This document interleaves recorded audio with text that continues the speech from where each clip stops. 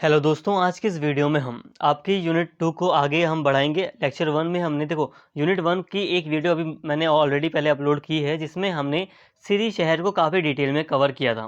देखो, सबसे पहले हमने दिल्ली के शहरों को सामान्य बातें कर ली थी। दिल्ली के शहरों से संबंधित हमने सामान्य बातें कर ली थी। ठीक है, ये हमने सामान्य रूप से समझ लिया था कि दिल्ली का शहरों का विकास किस प्रकार से हुआ था, और इसके तहत हमने सिरी को अच्छे से पढ़ लिया था कि सिरी के बारे में जो भी बातें हमें पढ़नी थी हमने पढ़ ली थी। अब आज की इस वीडियो में हम तुगलकाबाद की बात करेंगे। अब यहाँ पे एक चीज़ ध्यान देना, लास्ट वीडियो में मैंने आपको बताई नहीं कि देखो, जो हम जिस शहर पर हम अपना आंसर लिखेंगे वो आंसर में भी बहुत ज़्यादा लंबा तो नहीं हो पाएगा, क्योंकि इतना कंटेंट शहरों के हिसाब से अगर हम देखें तो शहरों पर इतना कंटेंट ऑलरेडी नहीं है, कहीं नहीं मिलेगा हमें इन शहरों के ऊपर इतना कंटेंट। अगर हमें कंटेंट जानबूझकर कहीं ना कहीं से ढूंढ कर डालना भी है तो वो इतना हार्ड कंटेंट होगा जिसमें कुछ समझने लायक कुछ बातें होंगी ही नहीं।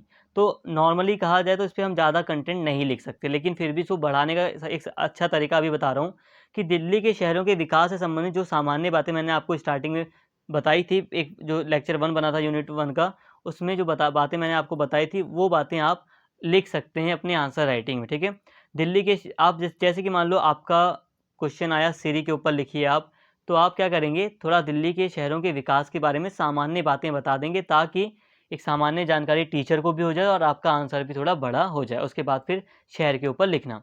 आज हम बात करेंगे तुगलकाबाद की। ठीक है, तुगलकाबाद की बात करने जा रहे हैं आज हम। इसको देख लेते हैं तुगलकाबाद को।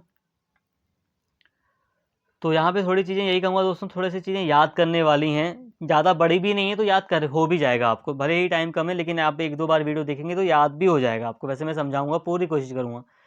तो तुगलकाबाद की हम बात करने जा रहे हैं।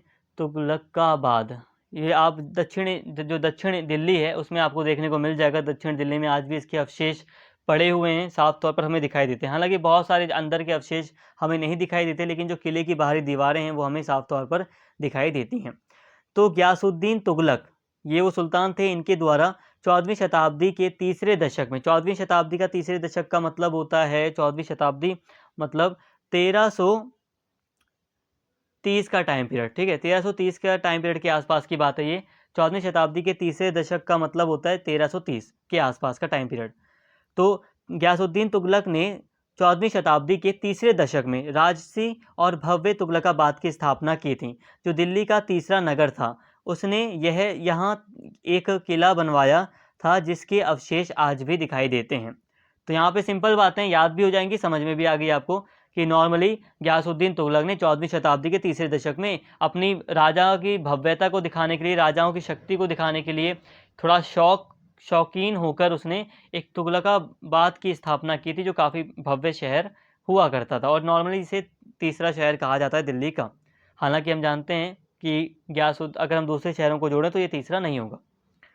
पहला वैसे कौन था, अगर हम इसी के अकॉर्डिंग बात करें तो पहला राय पिथौरा मान लिया जाता है, उसके बाद मान लिया जाता है जो अभी सिरी को हमने पढ़ा था पहले वाली वीडियो में, और तीसरा तुगलकाबाद।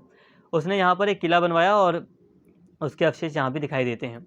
दिल्ली और सिरी की जनसंख्या में बढ़ोतरी संभवतः वह मुख्य कारण थी जिसने सुल्तान गयासुद्दीन तुगलक को 1321 और 1323 ईस्वी के मध्य तुगलकाबाद नामक एक और नगर बसाने के लिए प्रेरित किया। तो मैंने कहा था ना 1330 के आसपास, तो वही बात हो गई कि 1321 और 1323 ईस्वी में उन्होंने गयासुद्दीन तुगलक ने तुगलकाबाद नामक स्थान को स्थापित करने का प्रयास किया। इसके पीछे का कारण यही था कि जो जनसंख्या थी वो बढ़ रही थी, तो जनसंख्या बढ़ रही थी तो एक नए नगर की आवश्यकता हुई, नगरों के प्रसार करने की आवश्यकता हुई, और तुगलकाबाद एक नामक नगर बसाया गया।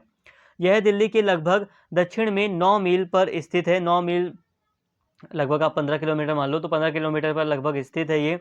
दिल्ली के लगभग 15 दक्षिण में 15 किलोमीटर दूर स्थित है। इसका विस्मयकारी आकार और एक रूपता इसे प्रभावकारी प्रतिष्ठा प्रदान करते हैं। तो यहाँ तक सामान्य बातें आपको समझ में आ गई होंगी। सिंपल सा आप ये लिख सकते हैं यहाँ पर कि ये जो तुगलकाबाद है वो हमें दक्षिण दिल्ली में देखने को मिलता है, साउथ दिल्ली में। दुर्भाग्यवश आज यह किला इतनी जीर्ण शीर्ण यानी कि बहुत ही ज़्यादा टूटी फूटी अवस्था में है कि तुगलकाबाद की नगर योजना का अनुमान कर पाना एक दुष्कर कार्य, बहुत ही मुश्किल कार्य है। केवल गढ़ी मतलब जो किला है उसका परकोटा और एक विशाल प्रवेश द्वार ही समय के उलटफेर में बच पाए हैं। इसकी भव्यता की एक झलक इस गढ़ी के बारे में फैंसों द्वारा दिए गए विवरणों से उपलब्ध होती है। देखो दोस्तों, ये जो तुगलकाबाद है, इसका जो ये जो किला है, ये जो नगर था, आज अगर हम देखें तो ये बहुत ही टूटी फूटी अवस्था में है। इसके बारे में, इसकी भव्यता के बारे में हम ज़्यादा कुछ जान नहीं सकते हैं अगर हम इसको देखें तो। ठीक है, बस इसका इसका परकोटा वगैरह बचा है। परकोटा वगैरह का मतलब है जो जिस दीवार से किले को पूरा घेरा गया जाता है, जो चारों तरफ जो दीवार बनाई जाती है किले के, उसे हम परकोटा कहते हैं, जिसपे जो काफ़ी मोटी दीवार होती है, जिसपे सैनिक वगैरह भी खड़े होकर पहरेदारी देते रहते हैं। तो यही बचा है, जो बड़ी बड़ी मुख्य दीवारें हैं ऊपरी, बस वही बची हैं। बाकी इसकी जो झलक है, अंदर की जो झलक है, भव्यता, जो सुंदरता थी, वो हमें साफ अब आज दिखाई नहीं देती। हम आज उस पर अंदाज़ा भी हम नहीं लगा सकते सही से। हालांकि इसकी भव्यता को जानने के लिए ये जो गढ़ी थी, गढ़ी मतलब किला था ये जो, उसके इसके बारे में फैंशो एक अंग्रेजी एक ये विचारक रहे हैं, एक इतिहासकार रहे हैं, इनके द्वारा कुछ विवरण हमारे सामने रखे गए हैं इसकी भव्यता को लेकर। इसको हम थोड़ा पढ़ लेते हैं। देखो, थोड़ा टफ लग रहा होगा भले आपको, लेकिन पढ़ रहे हैं क्योंकि ताकि हमें सारी चीज़ें लिखनी हैं। ये जो फैंशो है वो लिखता है कि दीवार में प्रयुक्त पत्थरों का विशाल आकार, 3 मंजिली मीनारें, भीतरी भाग में सज्जे युक्त ऊंचे प्रकार जो कक्षों और ऊंचे दरवाजों से युक्त हैं, सभी अत्यधिक प्रभाव उत्पादक हैं। इस नगर दुर्ग का दक्षिण पूर्वी बुर्ज और इसके ऊपर की पूर्वी दीवार, जो संभवतः इन सब में सर्वाधिक प्रभावकारी अंश है, ऊपर वर्णित हिस्सों से होता हुआ मार्ग चट्टान काटकर बनाए गए जल भंडार पर समाप्त होता है। इसके आगे एक सुंदर मस्जिद तथा महल और अश्वशालाओं, घुड़शालाओं के खंडर हैं। देखिए दोस्तों, यहाँ पर जितनी बातें आपको समझ में आ रही हैं वो समझिए, बाकी इस वाले पॉइंट को थोड़ा स्किप कर सकते हैं आप। फैंशो ने जो बताया वो बहुत ही ज़्यादा डिफिकल्ट है याद कर पाना, इसलिए आप इसको स्किप कर सकते हैं। बाकी आप यूँ लिख सकते हैं कि फैंशो ने नगर की भव्यता के बारे में कई सारी जानकारी दी है। कहा है इसने कि बहुत बड़ी बड़ी मीनारें हुआ करती थी नगर में, तुगलकाबाद के किले में, और जो मतलब नगर को सजाया गया था तो काफ़ी अच्छी चट्टानों को काट कर नगर को सजाया गया था। नगर में मस्जिद वगैरह भी थी। ये सारी चीज़ें आप थोड़ा बनाकर यहाँ पर लिख देना। ये पॉइंट टफ है, इसे याद नहीं कर पाओगे इस पॉइंट को। आगे बढ़ते हैं, ये पॉइंट थोड़ा सही है, इसे समझाता हूँ मैं। इस तथ्य के बावजूद तुगलकाबाद महल कार्यालयी संकुलों और साथ ही साथ नगर को परिरक्षित कर रखने के उद्देश्य से नियोजित हुआ था। यह केवल सुल्तान, उसके अंतःपुर और अंगरक्षक दस्ते के आवास हेतु पृथक संकुल के रूप में ही रह गया।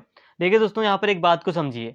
ये जो तुगलकाबाद महल था, ये जो स्थापित किया गया था पूरा किला, ये स्पेशली सुरक्षा के उद्देश्य से स्थापित किया गया था। ठीक है, परिरक्षित करने के लिए, यानी कि सुरक्षा के लिए ये स्थापित किया गया था। राजा के जो साथी थे उसकी सुरक्षा के लिए इसको स्थापित किया गया था। और एक चीज़ ये भी थी इस किले में कि जैसे नॉर्मली हम हर किले को एक नगर कह देते हैं, तो तुगलकाबाद में मुख्य रूप से जो शाही लोग थे, जो सुल्तान के बहुत करीबी थे, जो उसके सैनिक थे, जो अंगरक्षक थे, उन्हीं का आवास था मुख्य तौर पर तुगलकाबाद में। ठीक है, जो अंगरक्षक थे उन्हीं के आवास के हेतु इसे पृथक संकुल के रूप में ये रह गया। यहाँ पर ज़्यादा आम जनता बस नहीं पाई थी। नगरीय गतिविधियाँ देखी जाए तो पुरानी दिल्ली में ही केंद्रित थी।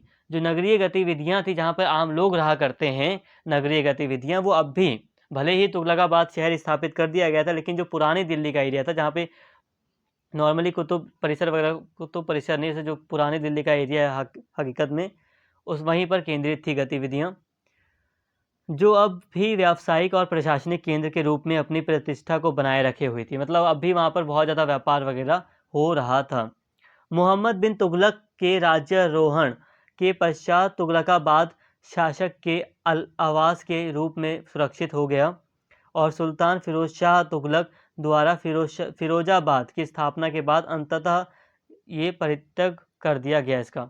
देखिए दोस्तों, जब मोहम्मद तुगलक शासन करता है, जब वो मोहम्मद तुगलक राजगद्दी पर बैठता है, तो मोहम्मद तुगलक क्या करता है कि उसके टाइम पर जो तुगलकाबाद था, इसमें सिर्फ शासक ही रहता है, सिर्फ शासक पूरी तरह। ठीक है, शासक और उसके कुछ करीबी, बस वही, बिल्कुल भी जो नगरवासी थे वो नहीं रहते, आम लोग। फिर ये सिर्फ शासक का ही महल बन जाता है तुगलकाबाद। और जब जब मोहम्मद बिन तुगलक के बाद एक शासक आता है फिरोज शाह तुगलक, तो ये क्या करता है, ये पूरी तरह एक नया नगर बसाता है, ये भी फिरोजाबाद, और ये फिर पूरी तरह तुगलकाबाद को छोड़ देता है, मतलब इसका त्याग कर दिया जाता है, इसको त्याग दिया जाता है तुगलकाबाद किले को, फिर मतलब इसे खाली छोड़ दिया जाता है। खाली का मतलब यही है कि कुछ सैनिक अधिकारियों वगैरह को छोड़ दिया जाता है नॉर्मली, बाकी जो राजा रह रहे थे उस जिस समय उसे खाली कर दिया जाता है, अब राजा अपना स्थान स्थानांतरित कर लेते हैं। ठीक है, तो यहाँ तक हमने बात कर ली दोस्तों तुगलकाबाद की। जितनी भी बातें की यहाँ पर आपको सारी बातें याद करनी है, मुख्य तौर पर आपको यहाँ सारी बातें याद रहेंगी तो आप लिख पाएंगे अपना एक अच्छा आंसर। और ये भी नहीं है कि आपको लगभग 5 पेज लिखना ही है, जितना आपको पढ़ाया है सिर्फ उतना आप लिखेंगे, आपका आंसर सही माना जाएगा और पूरे नंबर आपको मिलेंगे, क्योंकि टीचर को भी पता है कि कंटेंट शहरों पर इतना ही अवेलेबल है।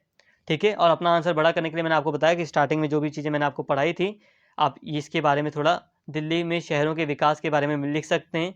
इस वीडियो में तो मैंने दिल्ली के शहरों के बारे में कुछ खास पढ़ाया नहीं, लेकिन फिर भी मैंने जो आपको फर्स्ट लेक्चर पढ़ाया था जिसमें मैंने आपको सिरी वाला चैप्टर पढ़ाया है, शहर पढ़ाया, उसमें मैंने आपको दिल्ली के नगरों के विकास के बारे में कई सारी बातें आपको बताई थी। तो आप अपना इन सारी बातों को भी ऐड कर सकते हो। मान लो सिर्फ तुगलकाबाद पर भी लिख रहे हो तो आप ये भी लिख देना स्टार्टिंग में, थोड़ा आपका आंसर बड़ा हो जाएगा, इतना बहुत होगा। दोस्तों तो हमने यहाँ तक काफ़ी बातें कर ली। देखिए दोस्तों, जो दो मुख्य शहर थे तुगलकाबाद और सिरी, इनको हमने काफ़ी अच्छे से समझ लिया। इसके अलावा कुछ और शहर हैं, इनको भी थोड़ा सा समझ लेते हैं। जैसे कि जहाँपना है, गयासुद्दीन तुगलक के बेटे मोहम्मद बिन तुगलक हालांकि तुगलकाबाद में ही रहते थे वो, लेकिन उन्होंने गयासुद्दीन तुगलक के बेटे मोहम्मद बिन तुगलक ने 14वीं शताब्दी के चौथे दशक में जहाँपना नामक नगर की स्थापना की थी। ठीक है, इसे दिल्ली का चौथा नगर कहा जाता है। हल्की सी इसे समझो, ज़्यादा नहीं। इसके बाद फिरोजाबाद, मोहम्मद बिन तुगलक के भतीजे फिरोज शाह तुगलक ने फिरोजाबाद या फिरोज शाह कोटला नामक दिल्ली के 5वें नगर का निर्माण करवाया। इसे यमुना नदी के किनारे 14वीं शताब्दी के उत्तरार्ध में, 14वीं शताब्दी मतलब 1350 के बाद बनवाया गया था। यह नगर महलों, स्तंभों वाले हॉल, मस्जिदों और पिजन टावर यानी कि कबूतर मीनार, कबूतरों के लिए भी मीनार बनाई गई थी, और पानी की टंकियों से सुसज्जित था। इसके अलावा इस नगर में सीढ़ीदार कुआं और आखेट गृह का भी निर्माण किया गया था, मतलब फल वगैरह इकट्ठा करने की व्यवस्था की गई थी, कई सारे पेड़ पौधे लगाए गए थे। आखेट गृह का मतलब यही होता है। तो दोस्तों यहाँ तक हमने फिरोजाबाद को हल्का सा समझ लिया। इजी लैंग्वेज है, यहाँ पे आप समझेंगे तो आपको समझ में आ जाएगा। फिरोज शाह तुगलक के द्वारा इसकी स्थापना की गई थी। फिरोज शाह कोटला, जो दिल्ली का स्थान है ना, फिरोज शाह कोटला, जो आप अभी देखेंगे, आपको ये इमेज है, तो आपको इमेज वगैरह भी देखने को मिल जाएगी। जो फिरोज शाह कोटला का जो किला वगैरह है आपको देखने को मिल जाएगा। जो फिरोजाबाद है उसी का नाम था फिरोज शाह कोटला। तो यहाँ तक हमने फिरोजाबाद को भी पढ़ लिया।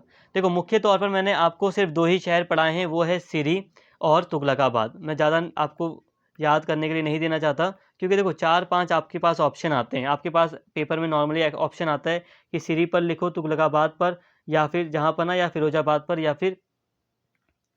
या फिर दिल्ली एक वहाँ पे लिख दो। तो आपको एक ऑप्शन चूज़ करना पड़ता है, तो आप या तो सिरी चूज़ कर लेना या तो तुगलकाबाद चूज़ कर लेना, और हो सकता है कि दोनों पर ही ऑप्शन आप मतलब 2 अलग-अलग भी क्वेश्चन बन सकते हैं। ठीक है, तो इतना तो कंफर्म है कि दोनों में से एक आएगा आपके एग्जाम में, और हो सकता है कि दोनों ही आ जाए, क्योंकि जो 10वां क्वेश्चन होता है उसमें क्या होता है, उसमें उसमें आपको 4 ऑप्शन भी दिए जाते हैं 10वें क्वेश्चन में भी। तो 10वें क्वेश्चन में भी आपको 4 ऑप्शन दिए जाते हैं, और हो सकता है कि चारों ऑप्शन में से किसी एक ऑप्शन में कोई एक शहर आ जाए। तो मोस्ट चांस है, तो प्लीज़ दोनों ही शहरों को आप अच्छे से याद कर लें, और बाकी के जितनी भी चीज़ें मैंने आपको समझाई उनको समझ लें। उम्मीद करता हूँ सारी चीज़ें आपको समझ में आ गई होंगी। वीडियो पसंद आई हो तो प्लीज़ चैनल को सब्सक्राइब करें, वीडियो को लाइक करें, शेयर करें। चैनल को सब्सक्राइब नहीं किया है तो सब्सक्राइब कर लें। Thank you.